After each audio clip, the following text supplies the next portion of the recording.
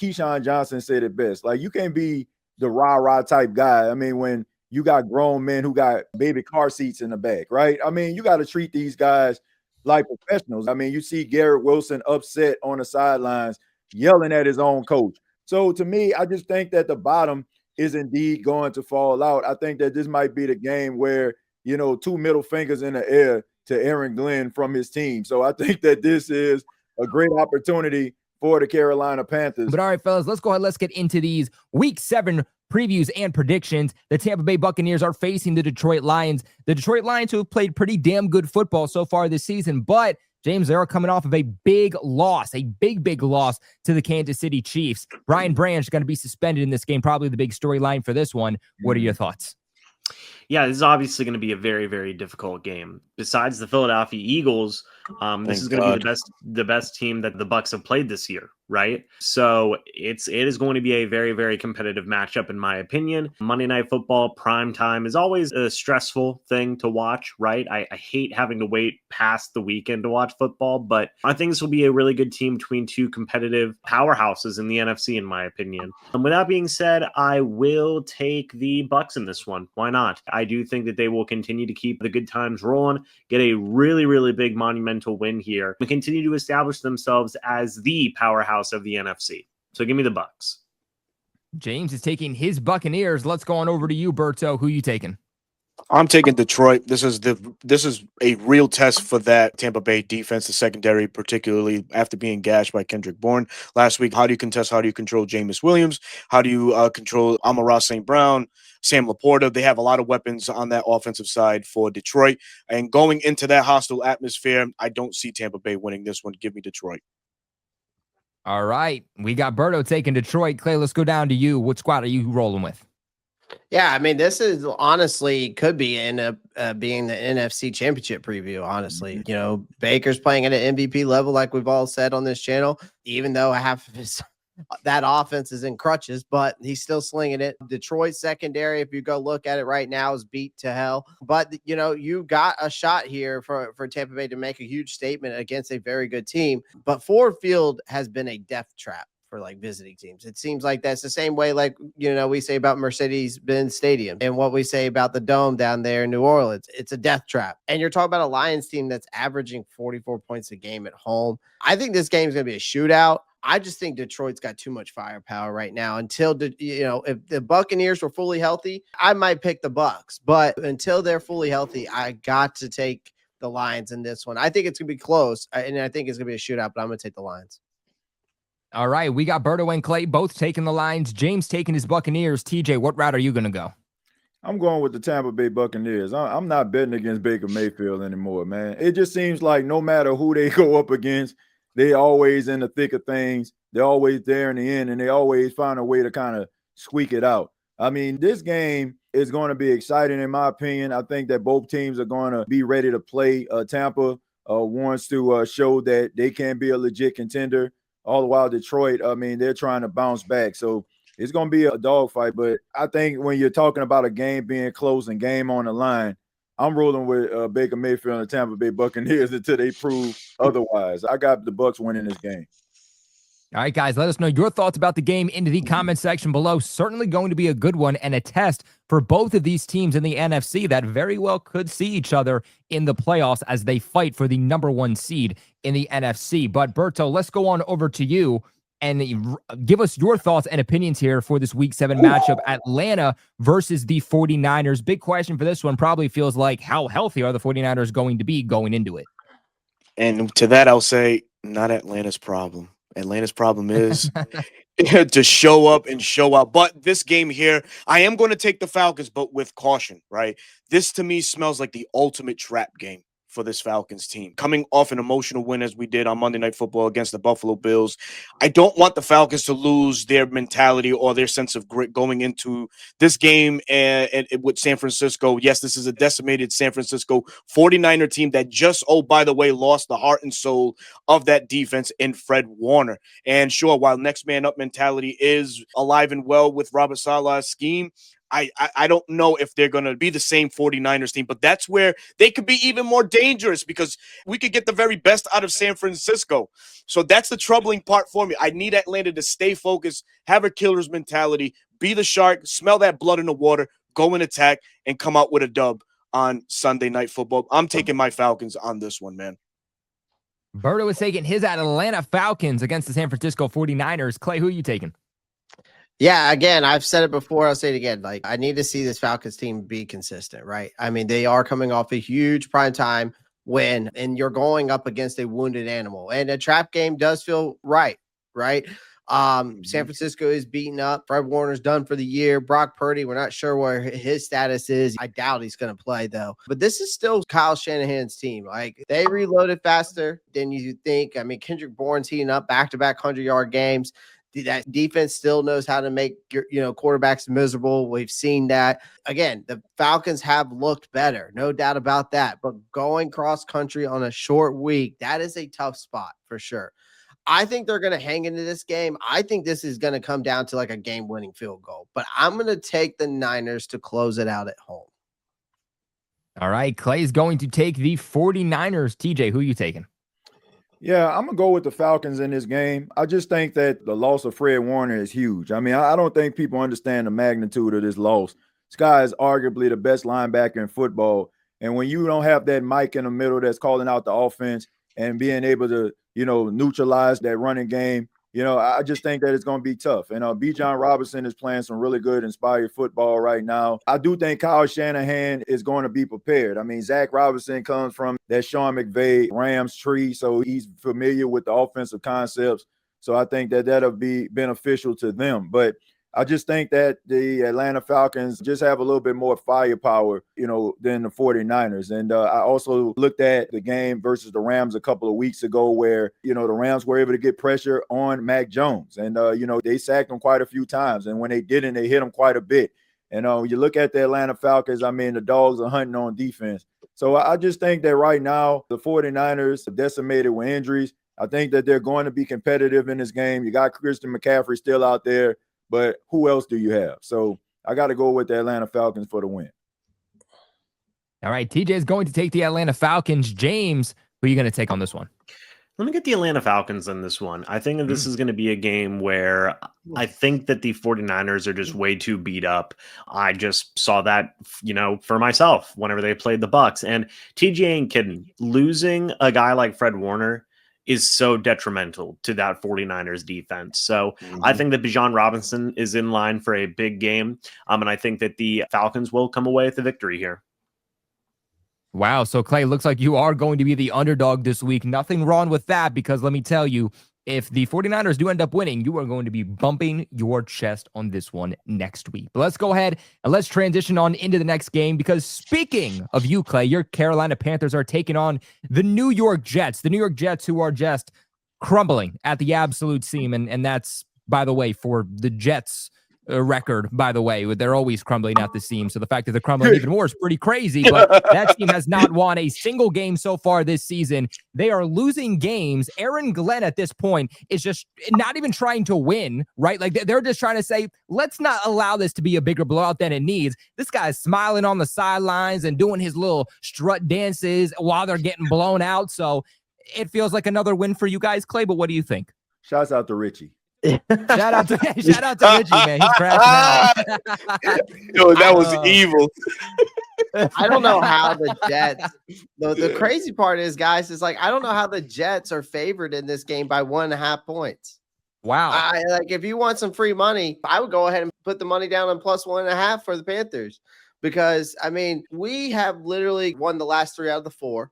You got Rico Dowdle, who looks like prime Adrian Peterson. I mean, 289 yards in 2 weeks.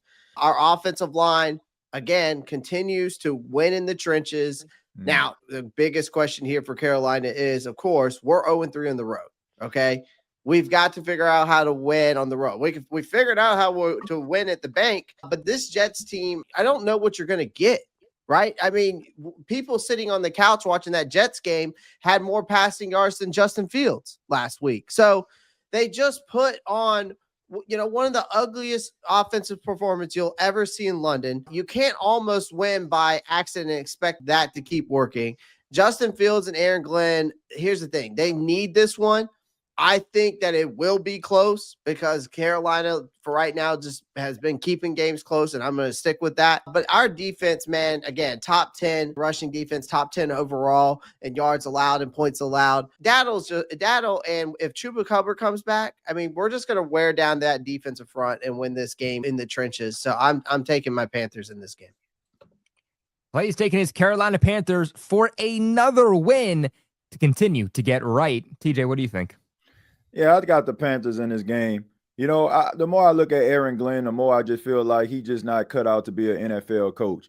Not to say that he can't be a coach, but the type of energy that he comes with kind of reminds me of a college coach, But I think Keyshawn Johnson said it best. Like, you can't be the rah-rah type guy. I mean, when you got grown men who got baby car seats in the back, right? I mean, you got to treat these guys like professionals. And I just think that the way that he coaches, the way that he tries to approach the game, I just don't think that is a good fit. I mean, last week versus the Denver Broncos, I mean, some of the worst clock management that you're ever going to see. I mean, you see Garrett Wilson upset on the sidelines, yelling at his own coach. So to me, I just think that the bottom is indeed going to fall out. I think that this might be the game where, two middle fingers in the air to Aaron Glenn from his team. So I think that this is a great opportunity for the Carolina Panthers to go ahead and try to build on this momentum that they got. I mean, this is a soft spot in their schedule. If they can take advantage of it, then they can be right in the scheme of things, right, in the NFC South. So they don't want to squander this opportunity. Yeah, I mean, you smell blood in the water, you got to attack, man. I mean, the vultures, I mean, you got to start circling, right? And I'm not talking about circling the wagons. I'm talking about circling, to make sure that you go ahead and just eat. If you don't beat this team, I'm just wondering, man, like, are you ever going to live up to your full potential as a team? I got the Carolina Panthers. Yeah, and I think TJ hit upon it perfectly, just the frustration between Garrett Wilson and Aaron Glenn on the sidelines this past week. And when Garrett Wilson was asked about it, he said, I just didn't know what exactly the plan was. Once I figured it out, I was disappointed. So which doesn't sound like he's going to be playing either. Yeah, Richie said he's going to be out this week also, so that's another factor to this game to keep in mind. But James, what do you think about the game? I think the Panthers are going to win, and I don't think it's going to be close. The Jets are a sad, sad organization, and they lose a lot. And I think that they're going to lose this one here. Don't let Richie hear that. Yeah, you're going to get fired, bro. Richie knows. I pay attention to Richie's channel. Dude, every week he uploads a video, and I see in parentheses, rant. I'm like, dang, he is angry. So come on now. We know what he knows what the score is better than any of us. So yeah, I got the Carolina Panthers. I don't think it's gonna be a close game. I'll even give a score prediction. I'm gonna say 30-10.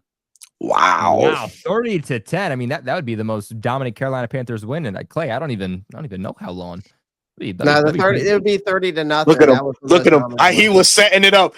Oh, you salty one, bro. You was setting that up. Oh man, I just fed into it. Clay. Shut up. It's all right. Clay avoided the sucker punch, man. Y'all are picking up. It's all right. I'll review the film and I'll come back better next week. But let's go on over to you, Berto. What do you think? Man, short and sweet, man. The Jets are crumbling right before our very eyes. It seems like there's a lot of dysfunction going on in that organization. Unfortunately, everybody thought this would be the year, the Jets can move the needle, but obviously it's still nowhere to be found. No, it's not moving at all. So give me the Panthers on this one. The Panthers seem to have a little swag, a little momentum going with this newly found run game in Rico. And yeah, I like the Carolina Panthers on the road. So give me the Pink Panthers and an easy one. All right, guys, let us know your thoughts about the game in the comment section below. One more to get into because we have the New Orleans Saints. We have the Chicago Bears. TJ, what are you thinking about this one? Is there any way that your team can come away with the win? Yeah, I mean, there's a chance that the New Orleans Saints can win this football game. But, this is a Dennis Allen revenge game. And, I think that Dennis Allen is a good defensive coordinator. He understands a lot of the players, and he's went up against them in practice many a times. I think that the New Orleans Saints can win this football game, but they won't. I just look at the Chicago Bears, Ben Johnson, the way that offense is running, and literally and figuratively with DeAndre Swift. I mean, he actually just sliced through the defense of the Washington Commanders. I think that Caleb Williams, his ability to improv is going to be a recipe for disaster. It gives these wide receivers to be able to break off routes. And like I said, when you got that young, inexperienced secondary out there, it's going to be pretty tough for them. I mean, if you're basically going up against, and no disrespect, Kobe, some mid wide receivers, what makes you think that they're going to be able to do it against the Chicago Bears when they got DJ Moore and Roma Dunze and Luther Burden and Cole Kmet, and you got DeAndre Swift out the backfield? So, look, I don't think the Saints are going to win this game. I think it's going to be close, but it's going to be tough for them to move the football. Dennis Allen is a really good defensive coordinator, and when you have his undivided attention, he can make it really tough for you. So I don't think that it's going to be a high-scoring game, and, I think that the New Orleans Saints are probably going to end up losing this game as well. What, TJ? You didn't like that booty call this past week? It's all right. I get it. I mean, look, no disrespect. It's fair. It's a fair statement. Pretty mid, man. Pretty mid wide receiver crew you got over there, man. I know, dude. I'm out here. My mind like, no, we're good. We're good, right? Because I'm like, oh, maybe we're like the 30th best wide receiver group in the NFL and not 32nd for the first time in like 5 years. But yeah, no, it's still pretty bad. But James, what do you think about this game? Let me get the Saints in this one. I think the Saints are going to pull off the upset here. Look, with the Bears, they always find ways to just make their fans want to rip their hair out. And I think this is going to be an example of it with the Saints upsetting them here. I think that this offense can really get going. I think that Spencer Rattler is still going to be able to go out there and do his thing. There's a lot of weapons that he still has at his disposal. Rashid Shaheed, Chris Olave, TJ Jones. So I think that, he's really going to be able to go out there and get the job done. So I'm going to keep it short. Let me get the New Orleans Saints in the upset here. You guys heard it here first from James. They are going to get the job done, man. Looking forward to that one. Let's go on over to you, Berto. What are you thinking? I'm thinking it's going to be the Bears, man. Bears are coming off a heartbreaking loss to the Commanders by a point. No, they won. Oh no, actually, no, they won. I'm sorry. Yeah, I got that around. Hey, listen, man, I was paying attention to my game and my game alone. So I wasn't watching that goddamn game. But no, give me the Bears on this one. TJ had. Oh, I like that. TJ had a great point, man. This is the defensive coordinator's get back game against the Saints, man. So he's going to be playing with a lot of emotion and want to show that New Orleans Saints organization a thing or two. Give me Dennis Allen and the Chicago Bears defense against the Saints, man. Well, you like that soundboard, Berto? That was dope. You like that, man? We'll have to get you on. We'll have to get you on. I'm good, bro. I'm good, man. He doesn't need a soundboard. I know he doesn't need a soundboard. I feel like if Berto had a soundboard, I think we'd have bigger problems. We would never speak again. We would never be able to speak again. He would do the little drum sound all the time. Oh yeah. We would never get a word in ever again. Literally man, I'm never. annoying now, dude. I'd be even more. Fuck it. But Clay, wrap us up with this game. What do you think? Man, I can't stand Caleb Williams, acrylic nails kid, man. Just give me the Saints, man. Over acrylic nails. Give me the Saints over acrylic nails, man. I think the Saints' run defense is legit. They'll stop Swift. That was the first time Swift's done anything all season. I know that their secondary is struggling, but I think this is if we want to talk about a trap game, I think this could be a trap game. And we're also talking about Spencer Rattler versus Caleb Williams, who both were competing for the starting job at Oklahoma at one point. So, and Chicago's on a short week. I'm going to take New Orleans in this upset. Ooh, Clay's going to take New Orleans in this game, guys. This is where we kick it off to you. Let us know what you think in the comment section below. Roundtable Sports Network is your one-stop shop for all things NFL, with daily live shows covering all 8 divisions in the league, hosted by the best content creators on the web, all on one network.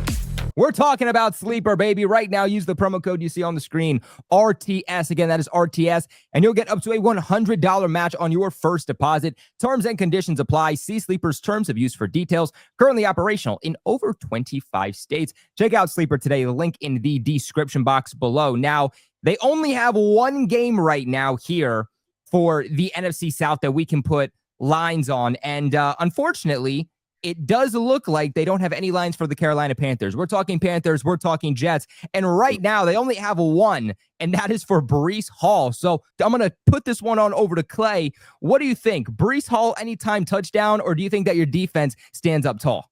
I mean, we have right now, because I was looking at the defensive rankings before I came on the show, because Carolina's got a top 10 defense right now ranking.